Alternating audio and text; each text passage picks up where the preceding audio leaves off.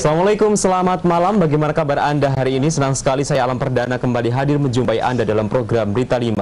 Hari ini tim redaksi Berita 5 sudah menyiapkan aneka berita menarik untuk Anda simak, dan diantaranya terkait dengan pelaksanaan pemilu tahun 2014 tanggal 9 April mendatang, dan berikut kami hadirkan Berita 5 selengkapnya.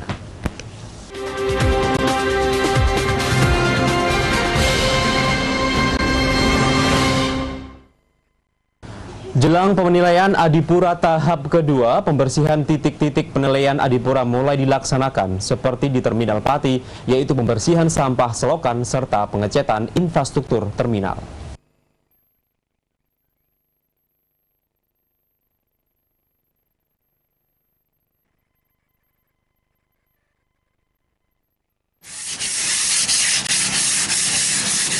Setelah dilakukan penilaian Adipura tahap 1, 15 Maret lalu yang menghasilkan adanya titik-titik yang masih perlu diperbaiki, jelang penilaian Adipura tahap kedua rencananya akan dilaksanakan pertengahan April.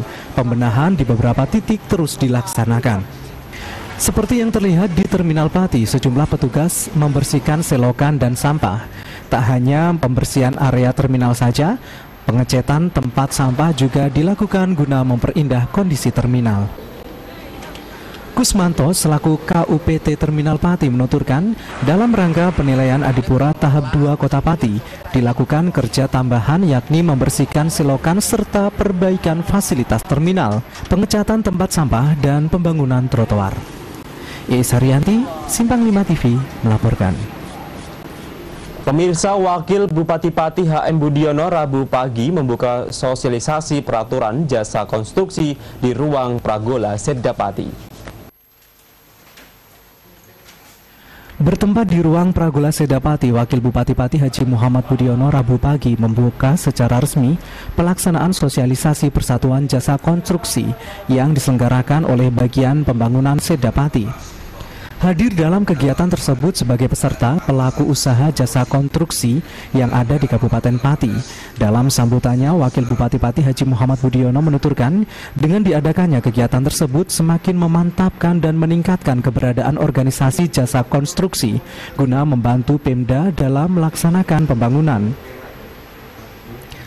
Dengan demikian, para pelaku usaha dapat memahami aturan dan tata cara yang benar sesuai dengan peraturan yang telah ditetapkan, sehingga produk konstruksi yang dikerjakan benar-benar memenuhi standar dan kriteria yang ditetapkan. Endi Sumardiono, Simpang 5 TV melaporkan. Kita beralih ke berita lain. Pembukaan pendaftaran calon Bintara Polri 2014 resmi dibuka Rabu pagi. Di hari pendaftaran pertama saja tampak antusias dari para peserta yang mendaftarkan diri ke Mapolres Pati. Hari pertama pembukaan pendaftaran calon Bintara Polri 2014, antusias para peserta untuk mendaftarkan diri di Mapolres Pati cukup besar. Sebagian pendaftar merupakan siswa kelas 3 SMA yang belum lulus, dan sebagian di antaranya adalah mereka yang sudah lulus SMA. Tingginya antusiasme para pendaftar tersebut dikarenakan dibanding tahun lalu, kuota yang dibutuhkan Polri jauh lebih tinggi, yakni 10.750 orang untuk polisi laki-laki dan 7.000 orang untuk polisi wanita. Kepala Bidang Sumber Daya Polres Pati, Kompol Imam Siswanto mengungkapkan, pada pendaftaran di hari pertama tercatat sebanyak 29 peserta yang mendaftar. Hal tersebut mengalami peningkatan dibanding tahun lalu mengingat adanya kebutuhan kuota.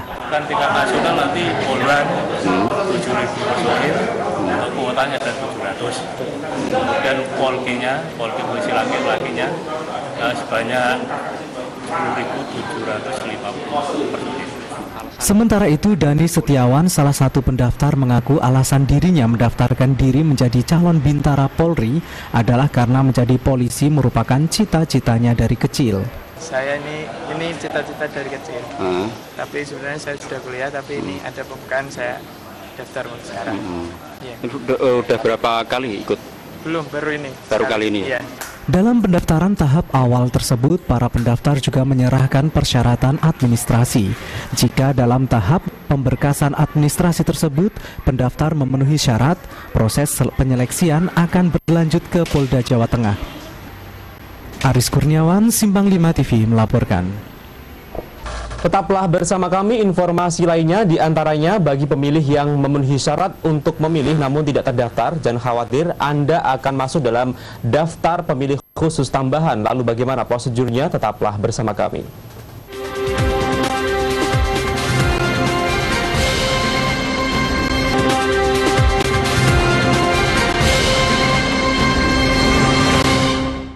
Terima kasih Anda masih menyimak program Berita 5 pemirsa. Kita lanjutkan kembali.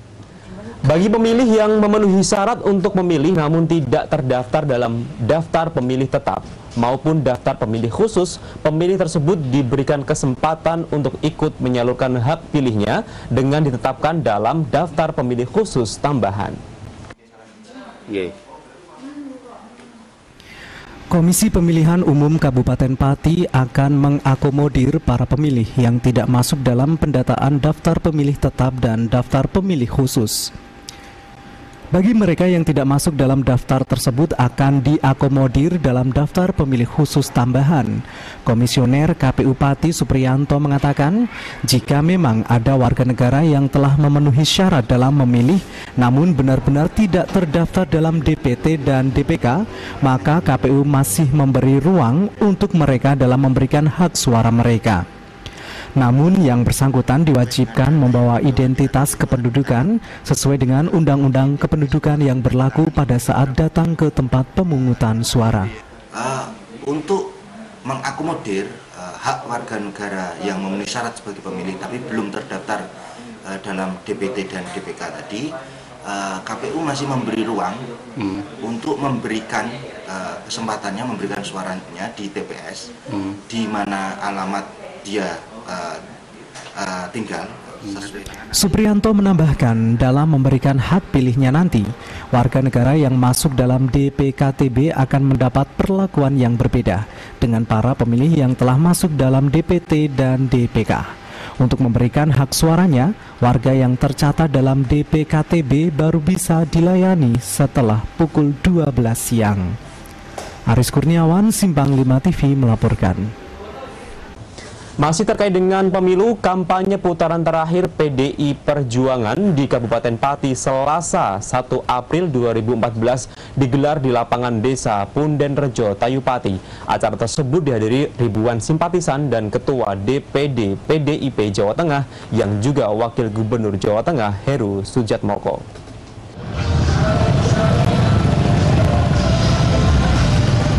Selasa 1 Maret 2014, partai dengan nomor urut 4 PDI Perjuangan menggelar kampanye akbar di lapangan Desa Pundenrejo, Kecamatan Tayupati. Dalam kampanye putaran terakhir tersebut dihadiri ribuan kader dan simpatisan PDIP. Hadir pula Ketua DPD PDI Perjuangan Jawa Tengah yang juga Wakil Gubernur Jawa Tengah Heru Sujatmoko, Ketua Badan Pemenangan Pemilu Kabupaten Pati Imam Suroso, serta sejumlah caleg PDIP dari Kabupaten Provinsi dan DPR RI. Dalam kampanye tersebut, Ketua Badan Pemenangan Pemilu PDIP Kabupaten Pati Haji Imam Suroso mengajak seluruh kader, simpatisan dan masyarakat luas mencoblos wakil rakyat dari PDI Perjuangan dalam pemilu legislatif 9 April nanti demi lolosnya Jokowi sebagai calon presiden dari PDI Perjuangan. Jadi saya ucapkan selamat dan sukses untuk kampanye PDI Perjuangan yang dipusatkan di Tayu ini, ternyata luar biasa. Jadi saya mengharap, menghimbau, meminta semua caleg Kabupaten Pati dan sekitarnya untuk bekerja serius untuk kepentingan rakyat. Usai mengikuti orasi politik, masa dihibur dengan musik dangdut yang dibawakan grup musik terkenal dari Jawa Timur. Ribuan massa berjoget gembira sambil meneriakkan yel-yel kemenangan PDIP. Dalam kampanye disesaki ribuan massa tersebut, tak tampak peserta kampanye yang membawa anak-anak serta insiden tawuran yang biasa terjadi dalam pertunjukan orkes dangdut. Tim Liputan Simpang 5 TV melaporkan. Setelah jeda iklan berikut, masih ada informasi lainnya. Tetaplah bersama kami di program Berita 5.